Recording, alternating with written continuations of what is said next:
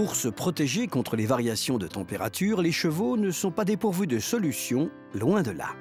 Dans les régions et les pays où l'amplitude thermique et les variations climatiques sont très importantes, les stimuli qui provoquent la mue du cheval, c'est-à-dire le changement de pelage bisannuel, sont progressifs. Dans les régions tropicales, les chevaux changent de robe pratiquement en permanence. Ce phénomène survient surtout quand les poils vieillissent et sont remplacés par d'autres poils de même longueur et de même diamètre. Le cheval est capable de réguler la température de son corps de deux façons, soit en brûlant, soit en accumulant des réserves de graisse, ce qui lui permet d'améliorer ses mécanismes d'isolation à la température ambiante. La peau des chevaux est dotée de capteurs de température capables d'analyser les différents changements climatiques, permettant à l'ensemble de l'organisme de réagir en conséquence. C'est ainsi qu'en automne, lorsqu'arrivent les premiers véritables froids, les poils s'épaississent et s'allongent. Durant les journées les plus froides et lorsqu'il pleut, c'est-à-dire quand les poils des chevaux restent humides, le corps doit compenser cette différence de température en brûlant les couches de graisse accumulées sous la peau et entre les fibres musculaires.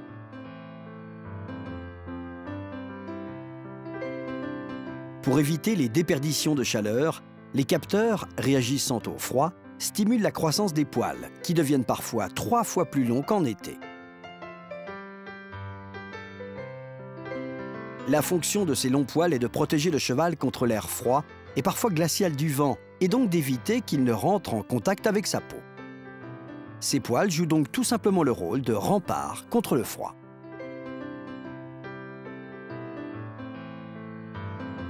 Un second pelage apparaît ensuite avec des poils plus fins et plus courts, qui protègent surtout la peau contre l'eau et l'humidité. En effet, ces poils sont enduits d'un film gras, le sébum, qui les rend totalement imperméables. Il s'agit d'un phénomène assez répandu chez les animaux, notamment chez de nombreux oiseaux d'eau, qui, de cette façon, maintiennent leurs plumes sèches en toutes circonstances. En automne, les pâturages sont abondants, avec une herbe très nutritive dont la croissance est favorisée par les températures encore clémentes et la lumière naturelle. Durant cette période, les chevaux se portent bien physiologiquement et surtout continuent d'accumuler ces fameuses réserves de graisse qui se révéleront si précieuses en hiver. Dans ce cas-là, la mue est progressive. Quand l'hiver approche, les chevaux ont grandement besoin de leur nouvelle robe, plus épaisse, car la végétation se fait maigre et l'herbe des pâturages bien moins riche. Cette diminution de l'offre de nourriture, à la fois en quantité et en qualité, associée à la baisse des températures, va coïncider avec le lent changement de pelage qui va les protéger et les isoler du froid de l'hiver. On peut également remarquer chez certains chevaux une croissance assez importante des poils du ventre. Il s'agit en général de chevaux qui passent beaucoup de temps à se reposer, allongés au sol, exposant par conséquent la région du ventre aux basses températures et à l'humidité du sol. Les poils y sont donc beaucoup plus longs.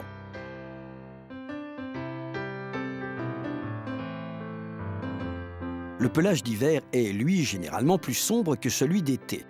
Il n'est donc pas rare en hiver de confondre les chevaux au sein d'un même groupe, voire même de ne pas les reconnaître lorsqu'on s'était habitué à leurs poils et à leur robe d'été.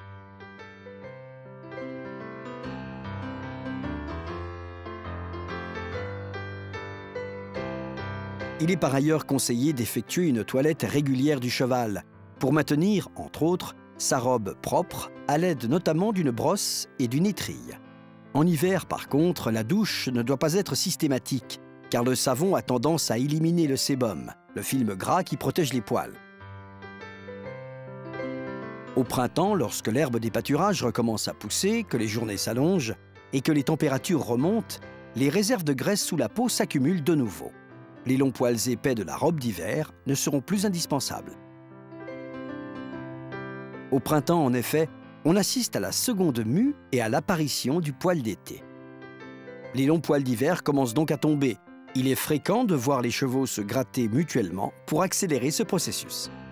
Plus ou moins en position tête-bêche, ils grattent le garrot, le dos et la croupe de l'autre. Cela permet également de réchauffer l'ensemble de la région de la ligne du dessus, tel un véritable massage. La circulation sanguine est par là même stimulée et les effets ne se font pas attendre. Une nouvelle robe, aux poils plus courts et plus fins, commence alors à apparaître, offrant aux chevaux une nouvelle apparence, avec un pelage plus brillant. Il est normal également que les poils qui se sont détachés mais qui ne sont pas encore tombés provoquent un léger prurite et obligent le cheval à se gratter. Puis, 1 ou 2 mois après le début de la mue, on se retrouve face à un cheval qui ne ressemble plus du tout à celui qu'on avait connu l'hiver.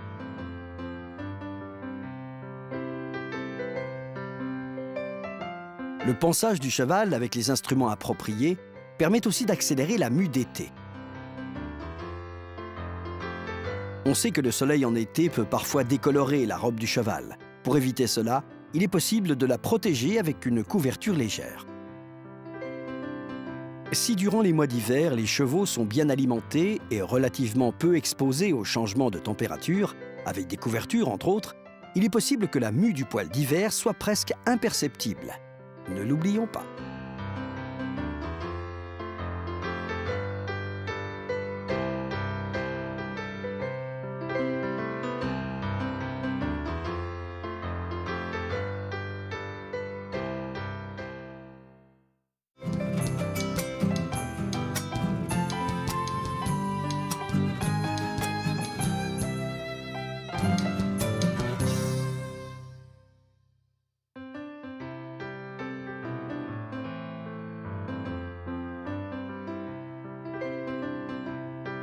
Le Haflinger, originaire d'Autriche, est né dans les alpages du Sud-Tyrol, à la frontière italienne.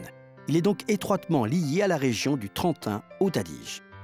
Cette race tire donc son nom de son village d'origine, Hafling, situé non loin de Merano. Mais cela ne date pas d'hier. En effet, les chevaux de travail originaires de cette région d'alpage ont toujours été nommés de la sorte. Il faut savoir cependant que Hafling n'est que le nom allemand d'une commune italienne, Avelengo, qui donne au sympathique Haflinger son nom italien, l'Avelignese.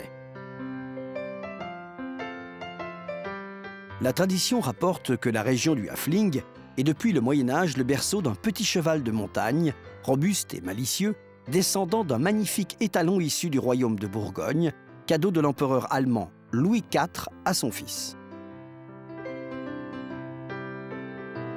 Mais la seule trace réelle de l'origine du Haflinger remonte à la fin du XIXe siècle.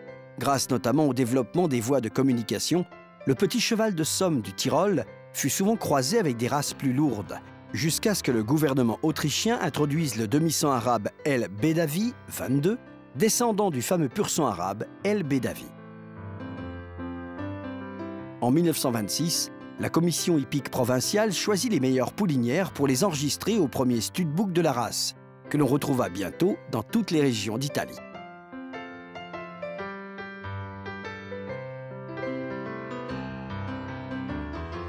Durant la Seconde Guerre mondiale, l'élevage fut dirigé par le docteur Karl Sörner, à qui l'on doit la création des 7 lignées reconnues correspondant aux 7 fils de Folly, considéré lui-même comme l'étalon fondateur de la race, né en 1874.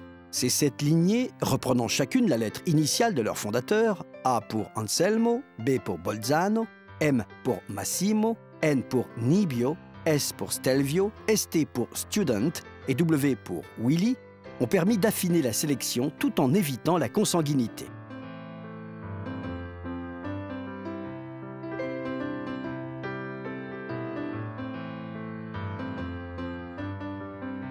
Aujourd'hui encore, les Haflinger reçoivent un seul nom, dont la première lettre doit obligatoirement correspondre à celle de leur père, et donc à celle de leur lignée.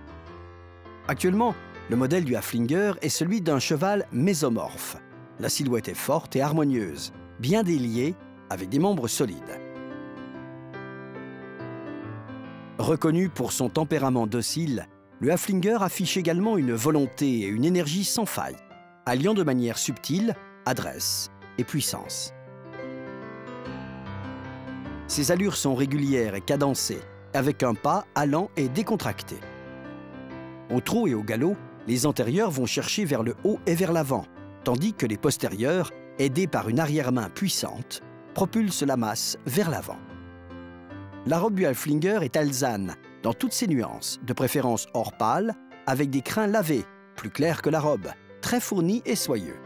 Les balsanes sont généralement indésirables, mais 1 ou 2 balsanes sont admises si elles sont petites.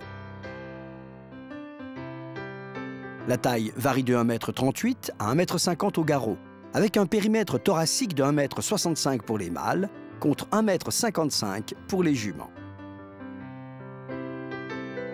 La tête est légère et sèche, très expressive, avec un front large, des naseaux bien ouverts, des oreilles petites, mobiles et bien attachées, de grands yeux vifs et des arcades orbitaires bien dessinées.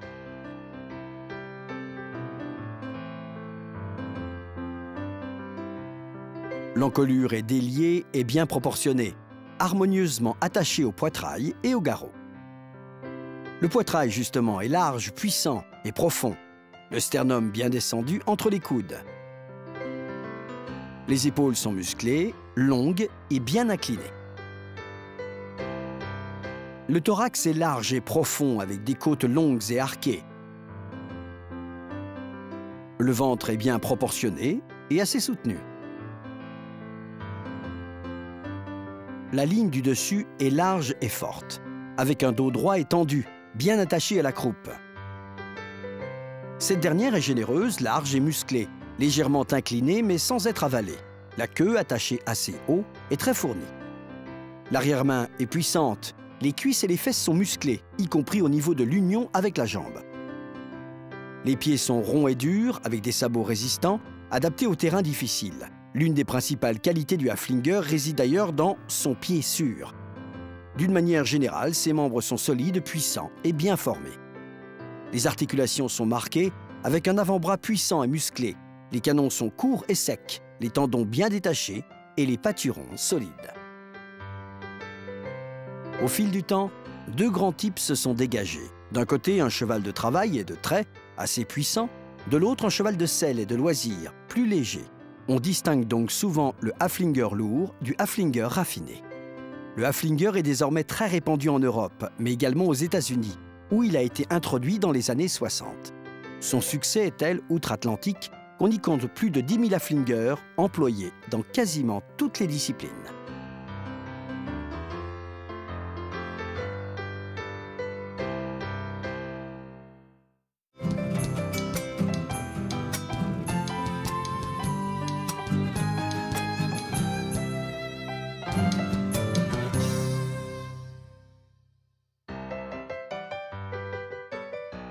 L'équitation de travail est une discipline dont l'objectif est la préservation et le développement des compétences équestres relatives à la conduite et au tri du bétail. Elle est donc présente un peu partout dans le monde et se rapproche en certains points de l'équitation western. Le gymkhana est lui apparenté à l'équitation western ou équitation américaine et comporte plusieurs épreuves chronométrées exigeant vitesse et agilité. L'objectif du gymkhana est d'exalter les capacités de précision, de coordination et de régularité des cavaliers et de leur monture, notamment lors des franchissements d'obstacles. Le binôme qui réalise le parcours le plus rapide remporte l'épreuve. Les épreuves se déroulent sur un manège rectangulaire, de sable ou d'herbe, large de 20 à 60 mètres et long de 40 à 80 mètres. Le parcours doit être plat et dégagé, sans obstacles ou éléments pouvant gêner ou blesser les concurrents. Le chef de piste est le responsable à la fois du choix des obstacles, de leur disposition sur la piste du manège, ainsi que du dessin et de la construction du parcours.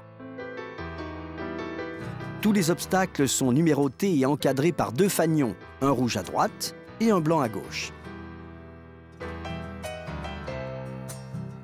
Le nombre d'obstacles présents sur la piste, entre 6 et 15, est très réglementé. Le gymkhana se divise traditionnellement en jeux de centre et jeux de tour. Parmi les jeux de centre, citons le slalom, qui consiste à zigzaguer entre 6 perches disposées en ligne droite, à 6, 40 mètres de distance les unes des autres. Le slalom se fait au galop et en aller-retour. Rappelons qu'une perche renversée entraîne une disqualification automatique.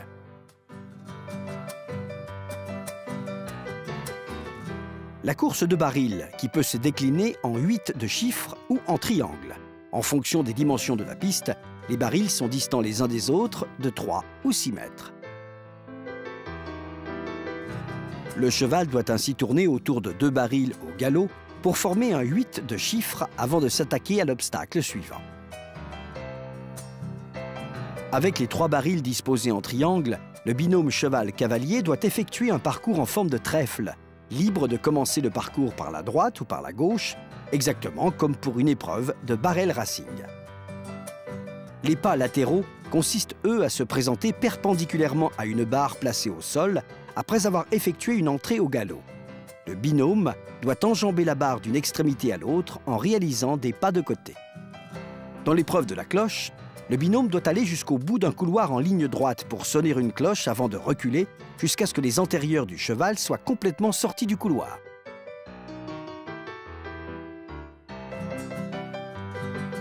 Une autre épreuve de slalom consiste à contourner 2 rangées parallèles de perches en veillant à alterner les perches de chaque rangée.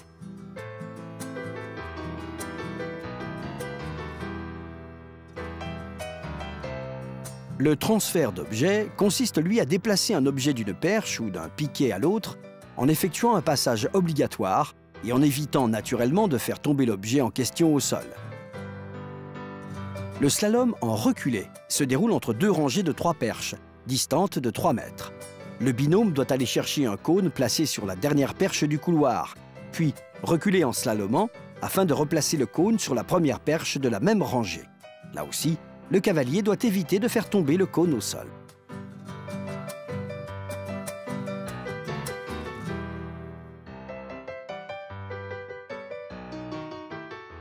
La porte peut être aussi bien en bois qu'en métal, mais elle doit être fermée avec une chaîne métallique. On trouve également une variante de cet obstacle avec 2 piliers reliés par une grosse corde longue de 2 mètres. Pour franchir correctement un obstacle, les cavaliers doivent passer entre les 2 fanions d'entrée et ce, dans la bonne direction. Exécuter correctement la manœuvre exigée par l'obstacle et enfin, sortir du périmètre de l'obstacle en passant là aussi entre les 2 fanions. Sont considérées comme des erreurs de parcours, une mauvaise approche d'un obstacle de la part du binôme cheval-cavalier ou encore le non-respect de l'ordre de franchissement des obstacles, fixé par le chef de piste. Par ailleurs, les concurrents sont sanctionnés dès qu'ils font tomber une perche, un baril, un obstacle ou tout objet faisant partie du parcours. Il s'agit de sanctions sous forme de secondes de pénalité. Enfin, les concurrents sont éliminés s'ils cherchent à franchir un obstacle sans avoir correctement franchi l'obstacle précédent. En cas de mauvaise exécution, les cavaliers doivent en effet absolument tenter de franchir à nouveau et correctement l'obstacle. La résistance du cheval qui empêche le bon déroulement du parcours pendant plus de 10 secondes peut également entraîner l'élimination du binôme, de même que le dépassement du temps imparti ou le refus d'un obstacle 3 fois successivement. L'équitation de travail cherche, à travers la variété de ses jeux et de ses exercices, à représenter et à rapprocher les différentes cultures et traditions équestres liées au travail avec le bétail.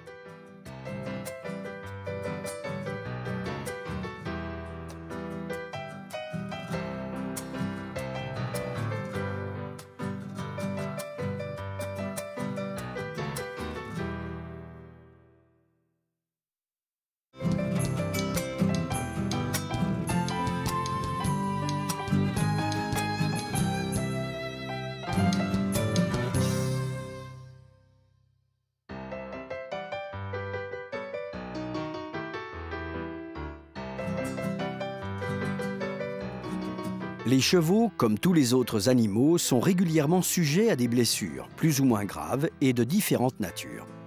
Exception faite des petites égratignures qui peuvent être soignées par le cavalier, le traitement des blessures d'un cheval relève toujours et sans distinction du vétérinaire.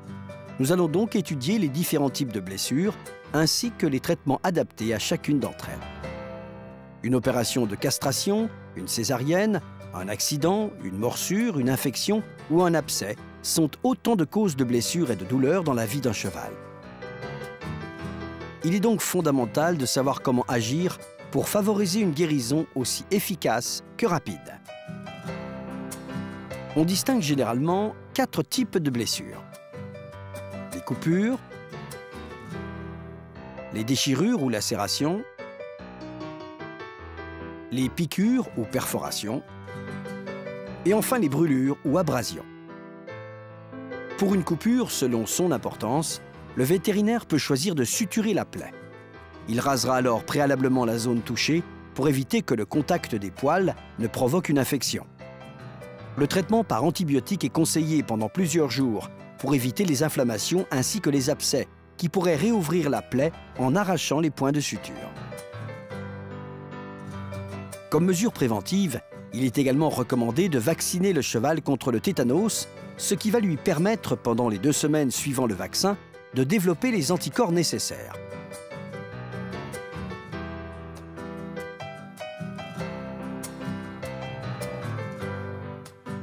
Les déchirures ou lacérations sont des blessures causées là aussi par des éléments tranchants, tels que le fil de fer barbelé qui lacère la peau et les muscles du cheval. Lorsque le cheval n'a pas été vacciné contre le tétanos, il faut, là encore, administrer un sérum anti-tétanique au cheval pour le protéger de manière immédiate mais temporaire. Le vétérinaire doit également maîtriser l'hémorragie qui, dans le cas d'une déchirure, n'est généralement pas très importante. En effet, l'élasticité des parois des artères et des veines fait que ces dernières se referment en formant une barrière naturelle.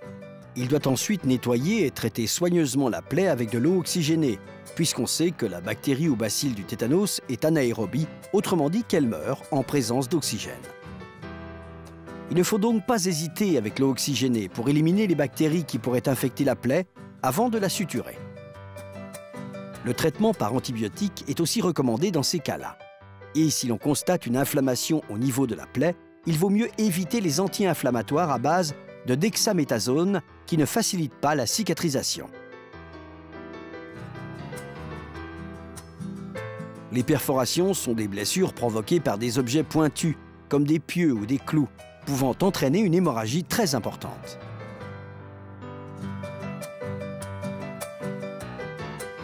Le vétérinaire doit immédiatement contrôler l'hémorragie et traiter la plaie avec des sulfamides ou des antibiotiques. Un sérum antitétanique doit là encore être administré à l'animal.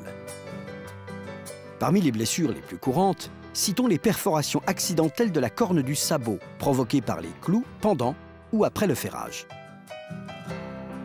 Les plaies causées par une perforation souvent assez profonde offrent des conditions particulièrement propices au développement du tétanos. Il est donc essentiel de bien traiter la plaie, en n'hésitant pas à envoyer de l'eau oxygénée avec une seringue sans aiguille à l'intérieur de la plaie afin de la nettoyer en profondeur. Dans tous les cas dont nous venons de parler, il est recommandé de favoriser le processus de cicatrisation avec un spray cicatrisant qui protège les plaies en les maintenant sèches. Quand les bords de la plaie sont secs et presque cicatrisés, l'idéal est de laisser la plaie respirer à l'air libre ou protégée par une bande de gaz pour éviter qu'elle ne se salisse. Il faut toutefois éviter de mouiller les plaies, car l'humidité retarde le processus de cicatrisation. Enfin, les blessures par friction sont provoquées par le frottement d'une pièce de harnais, comme la sangle ou la selle par exemple, et doivent être traitées comme des brûlures. Les blessures au niveau du dos, dues au frottement de la selle et de ses accessoires, sont les plus communes, ainsi que les blessures à l'endroit du passage de sangle, lorsque la sangle est torsadée ou sale, mais surtout trop serrée et que les boucles sont rouillées.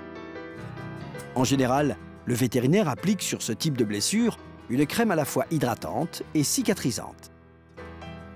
Les crèmes à base d'aloe vera sont les plus adaptées en raison de leur action adoucissante et régénératrice.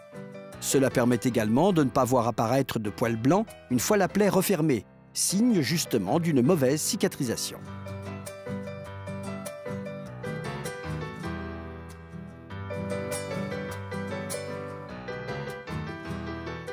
Avec le temps, la cicatrisation fait son œuvre, à la fois en profondeur et en surface de la plaie. Rappelons qu'il ne faut pas recouvrir une plaie refermée, mais plutôt la laisser respirer. Avec de la bonne volonté et du courage face aux accidents et aux blessures, mais surtout avec l'aide et l'expérience précieuse d'un vétérinaire, il est rare que nos chevaux ne retrouvent pas la pleine possession de leurs moyens.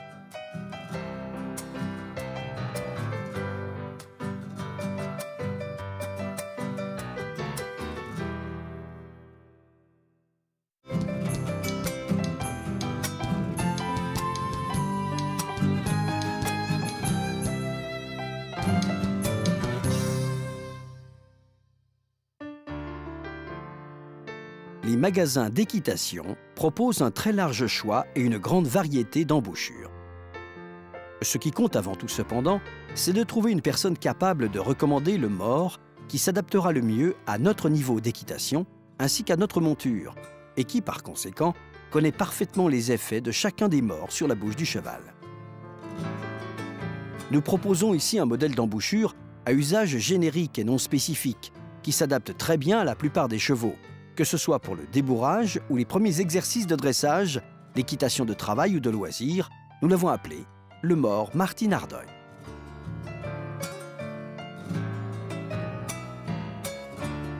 C'est un mors brisé, en acier ordinaire et sans traitement spécifique.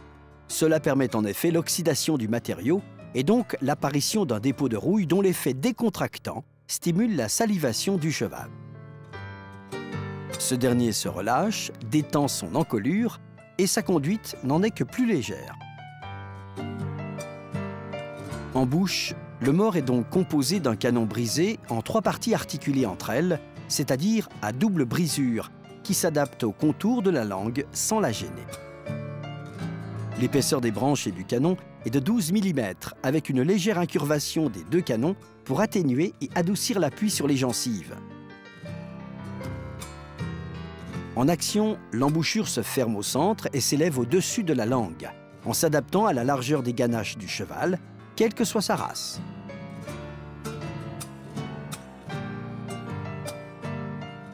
De cette manière, un espace de plusieurs centimètres se crée au-dessus de la langue, lui laissant plus de mobilité, contrairement à ce qui se passe avec une embouchure à canon droit, dépourvue d'une brisure centrale. Ici, le canon du mors est doté à l'endroit de la brisure d'une roulette métallique ou en cuivre, dont l'axe est irrégulier, que le cheval s'amuse à faire tourner avec sa langue, ce qui lui permet de se décontracter. Les roulettes en cuivre sont à privilégier, car elles activent la salivation. Les branches du mors, c'est-à-dire les tiges perpendiculaires au canon, sont un peu cintrées pour permettre à leurs extrémités de se placer légèrement en arrière de la bouche et par conséquent d'éviter les coups lors du travail avec le bétail. La longueur des branches étant de 10 cm, les 2 anneaux auxquels se fixent les rênes doivent se trouver assez bas afin de garantir une bonne flexion de la tête et de l'encolure. Les branches passent au travers de trous ménagés aux extrémités du canon, ce qui leur confère une certaine indépendance, permettant notamment une meilleure transmission des actions par l'intermédiaire des rênes, sans altérer le contact avec la bouche. Les 2 branches sont reliées à leur extrémité inférieure par une chaînette qui permet de maintenir les 2 branches à la même hauteur, en particulier durant les exercices de correction latérale.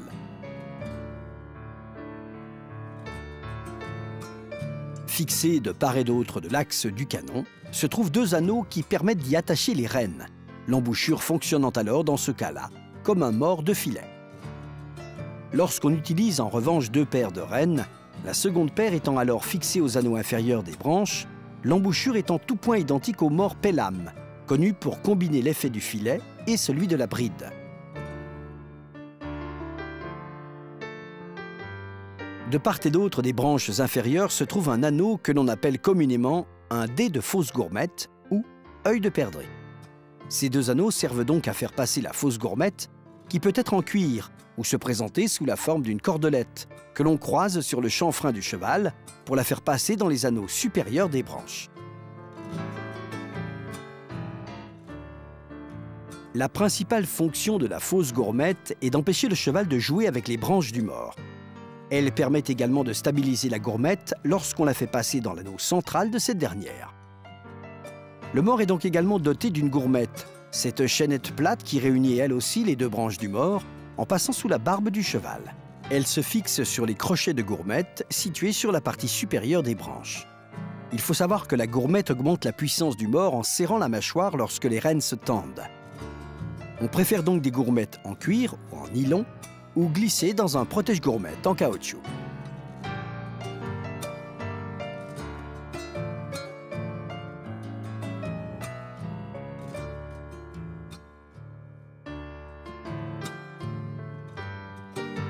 Ce mors ne possède pas de pont pour éviter que le cheval n'ouvre la bouche quand il le sent sur son palais, notamment lorsqu'on tire les rênes. Avec des chevaux qui cherchent à sortir la langue et à la passer au-dessus du mors, la solution consiste à relever un peu ce dernier, ce qui permet d'améliorer le dressage sans augmenter pour autant le degré de difficulté.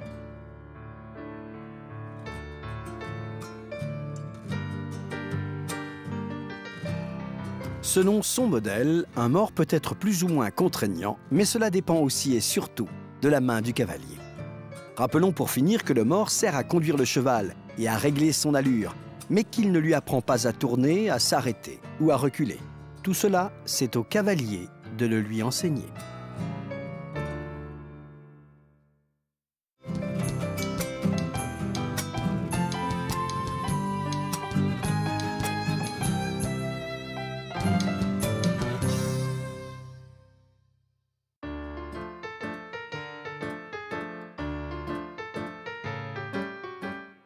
Le spin, ou tour complet autour d'un postérieur, est une figure appartenant à l'équitation western.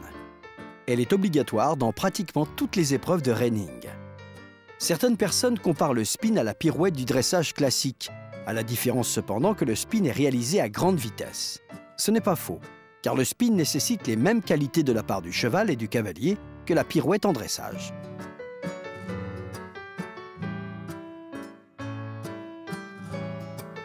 Ce qu'il faut comprendre avant tout, c'est que ce tour complet autour d'un pied postérieur est un mouvement réalisé par le cheval dans la continuation de son impulsion. Le cheval ne peut pas réaliser ce tour complet depuis une position arrêtée. Certains cavaliers se trompent en pensant que cela est possible.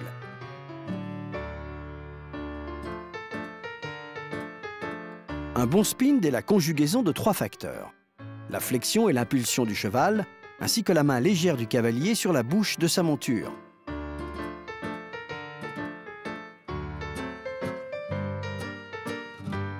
Un cheval est prêt à exécuter des tours complets sur ses postérieurs à partir du moment où il est capable de fléchir l'ensemble de son corps sans se raidir.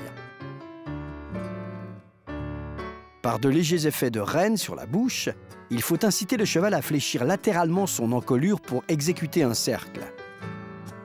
Il ne doit pas s'opposer à la pression en tirant les rênes vers l'extérieur, mais au contraire, donner la sensation qu'il cherche à aller vers elle pour mieux l'éviter.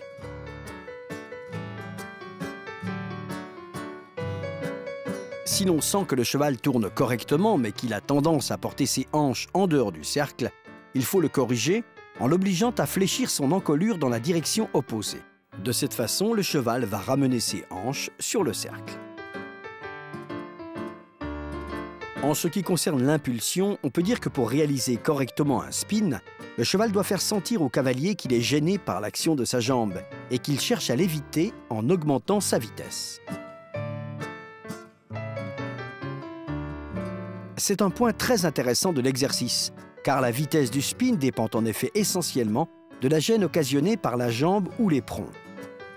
Même si le caractère et le tempérament du cheval sont aussi à prendre en compte.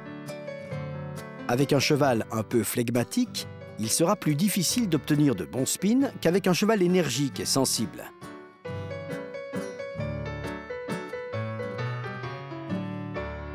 Avec le cheval que vous voyez ici, nous ne sommes hélas jamais parvenus à obtenir un spin correctement exécuté sans avoir recours aux éperons.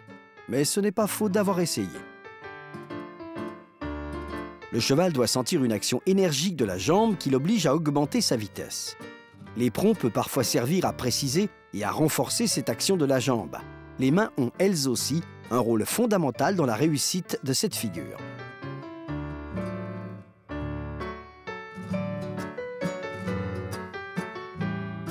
La plupart des cavaliers qui tentent un spin sans avoir les notions nécessaires font tous la même erreur. Ils tirent trop sur les rênes, freinent ou font même reculer le cheval.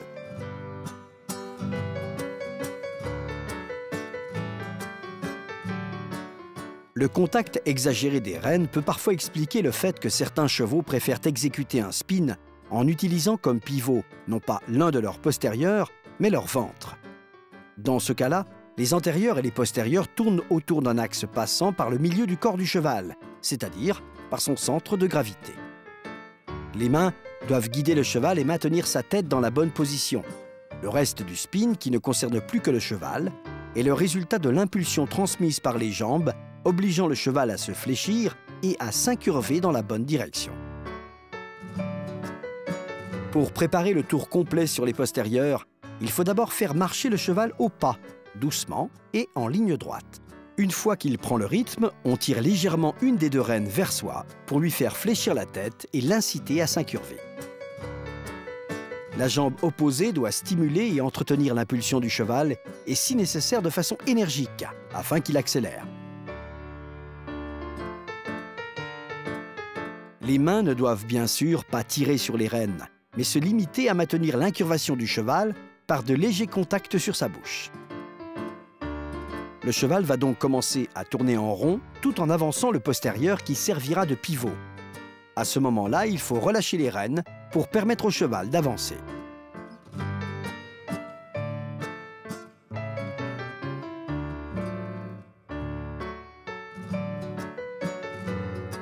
Il faut répéter l'exercice des deux côtés, tout en augmentant progressivement la vitesse et le nombre de tours.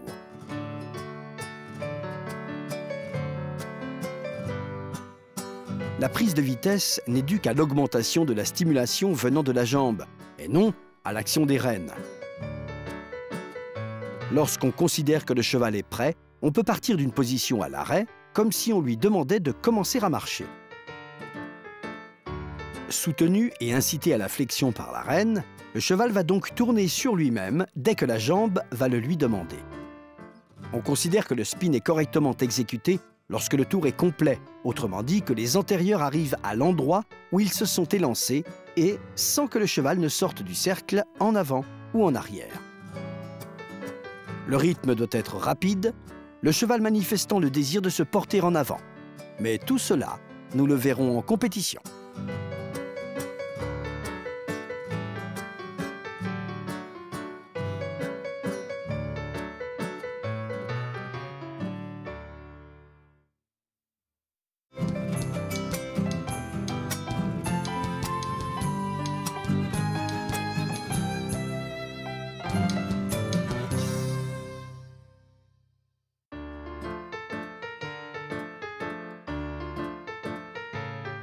L'une des principales difficultés des épreuves d'équitation de travail ou western réside sans conteste dans la figure de l'arrêt glissé ou sliding stop.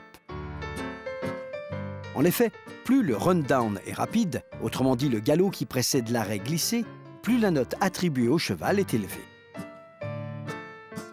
À très grande vitesse, la force d'inertie continue de pousser le corps du cheval en avant, même si les postérieurs cherchent à freiner. Quand un cheval effectue un sliding stop, on peut voir derrière lui deux sillons parallèles dessinés par ses postérieurs sur le sable. Pour exécuter correctement un sliding stop, il est essentiel tout d'abord de disposer d'un terrain adapté. En effet, les terrains où l'herbe est trop haute empêchent les postérieurs de glisser correctement, gênés ou freinés par les aspérités qui peuvent même bloquer les sabots. Les terrains avec du sable trop fin et trop profond ne conviennent pas non plus, car les postérieurs ont tendance à s'enfoncer, empêchant les pieds de glisser vers l'avant. L'idéal, c'est de travailler sur une piste au sol compacte avec juste 5 ou 10 cm de sable fin par-dessus, afin que les postérieurs puissent parfaitement glisser en avant.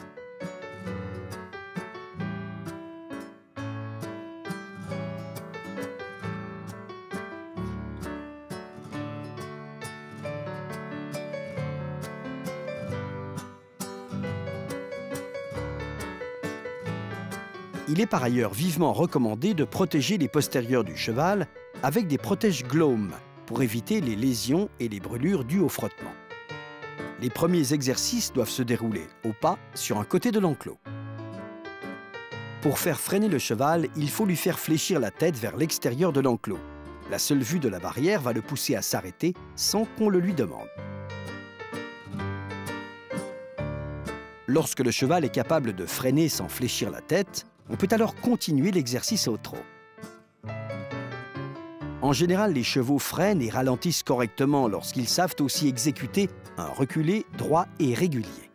Il ne faut donc pas oublier de leur enseigner la figure du reculé.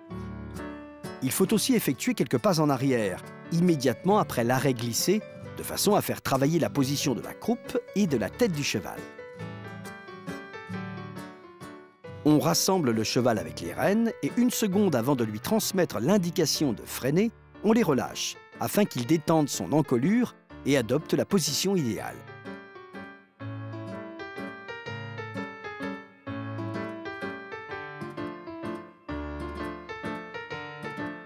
C'est-à-dire les postérieurs bien engagés sous sa masse, tête fléchie et encolure élancée vers l'avant pour équilibrer le poids et éviter de tomber en arrière. On va donc ajouter un nouvel exercice qui va nous permettre d'améliorer nos résultats.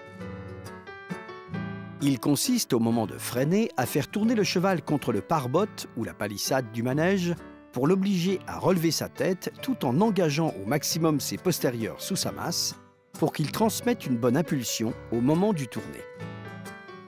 La position du cheval ne va pas tarder à s'améliorer grâce à cet exercice, mais on peut remarquer chez lui une certaine tendance à déplacer légèrement ses hanches du côté opposé.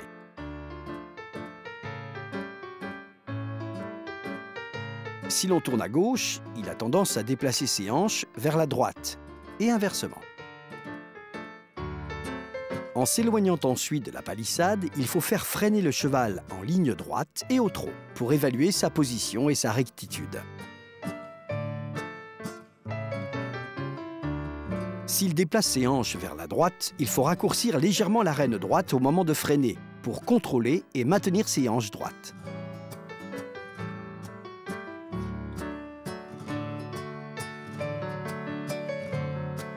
Il faut absolument éviter de tirer brutalement sur les rênes, car cela pourrait entraîner la perte d'équilibre du cheval, voire même des réactions inattendues de sa part.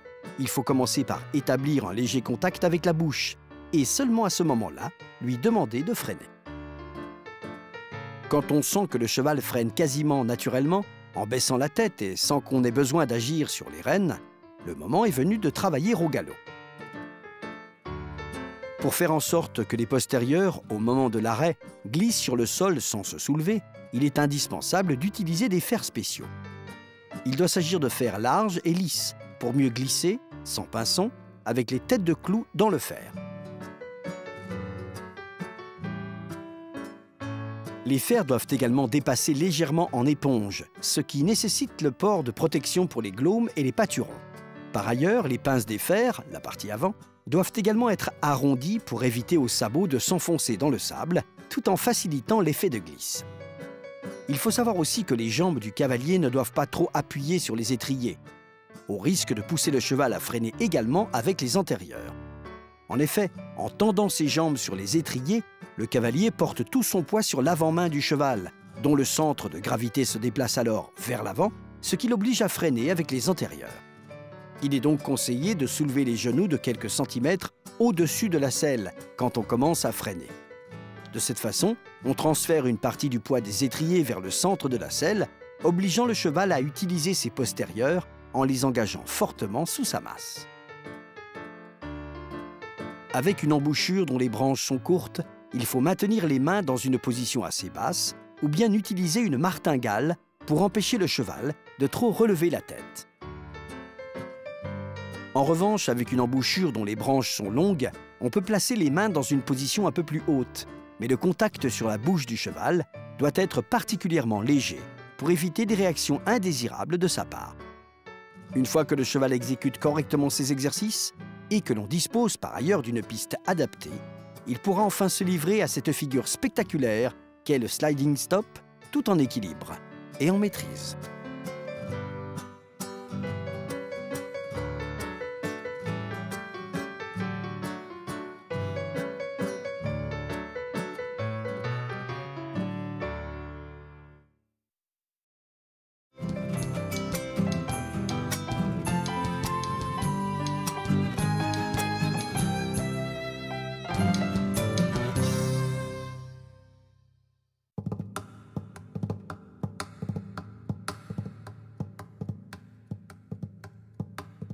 À l'instar de l'homme, le cheval a peur lui aussi de ce qu'il ne connaît pas et qui peut représenter à ses yeux un danger.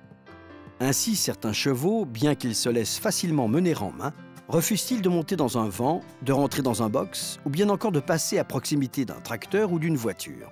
Ces problèmes se manifestent surtout lorsque l'endroit où l'on souhaite faire rentrer le cheval est sombre. Si le cheval garde des mauvais souvenirs de voyage à bord d'un vent, il est fort probable qu'il se montre réticent à l'idée d'y entrer à nouveau. Un coup de frein brusque, une culbute ou une route parsemée de trous peuvent en effet être à l'origine de douleurs ou de peurs dont il ne souhaite absolument pas refaire l'expérience. Pour que le cheval accepte de nouveau de monter dans un vent, il est tout d'abord essentiel qu'il ait une confiance absolue en la personne de celui qui sera chargé de cette opération. Le cheval doit en effet le reconnaître comme son guide, ce qui va grandement faciliter l'exercice. Lorsqu'on ne possède pas soi-même un vent, il existe une méthode toute simple et néanmoins très efficace qui permet de préparer le cheval à l'embarquement. Il s'agit de construire un faux vent, de manière à ce que le cheval s'habitue progressivement à sa présence et s'accoutume à l'objet. On commence par aligner 2 rangées de bottes de foin parallèles, séparées d'1 ou 2 mètres. On fait ensuite traverser ce couloir au cheval en le menant en longe. On place ensuite au sol 2 planches de bois entre les bottes de foin. Il n'est pas impossible que le cheval, pas vraiment rassuré, cherche à sauter par-dessus les planches, mais progressivement, il va s'habituer à marcher dessus. On continue en rajoutant des bottes de foin pour élever petit à petit les 2 rangées. Le cheval va chercher instinctivement une voie de fuite, mais l'espace ouvert va le mettre en confiance. Il faut lui faire traverser à plusieurs reprises le couloir jusqu'à ce que cela soit naturel pour le cheval. On rajoute ensuite d'autres planches, puis on fait marcher le cheval dessus pour qu'il s'habitue à leur présence. Il est essentiel de mettre le cheval à l'aise et en confiance, en le félicitant et en le récompensant, avant de continuer à surélever les murs de bottes de foin.